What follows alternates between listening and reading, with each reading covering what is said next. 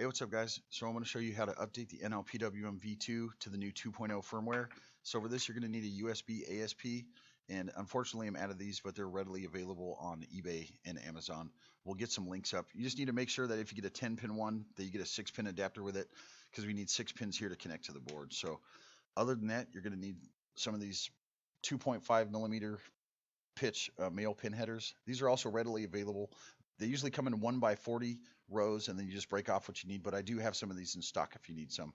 Now you'll notice that one side of the pins are longer than the other, so you want to take the longer side and stick them into the female cable connector here.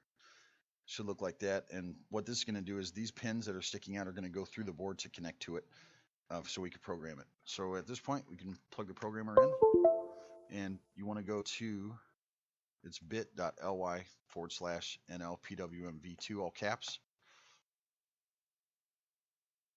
firmware. And then we have to download a couple things. So the first is ZAdig. This is going to make it so we can install the driver for the programmer very easily. And then right next to it should be the 2.0 firmware package. So right click, download. If you want an old one, obviously they're in there. So we're going to go to show in folder, and we're going to run ZAdig to install the driver.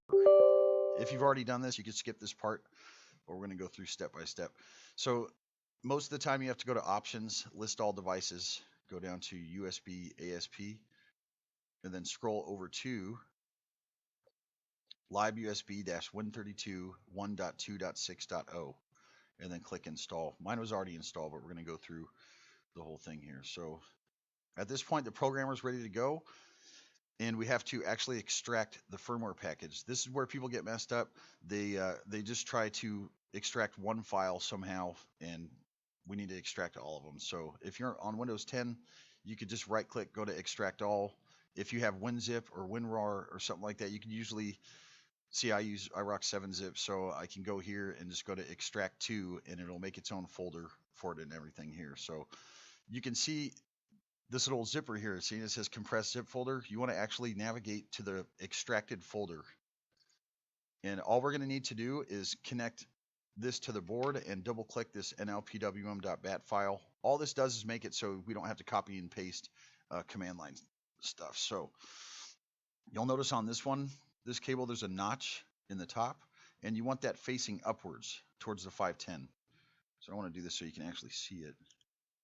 So we're going to stick this through the hole, and since we're not soldering anything, we need to put pressure on it one way or the other, just so it makes a good connection for programming. So I'm going to push downwards so you can see it here, and then we're just going to double click this nlpwm.bat. Now, depending on how your computer's set up, it might come up with a smart screen filter. In that case, you just have to go to more info and then run anyways. And you should see all these progress bars and all this stuff. If you don't, there's something wrong. And I'm always willing to help you guys, connect to your computer with TeamViewer or phone call or whatever you need. So let me know, but that's it. And thanks for watching. Let me know if you have any questions.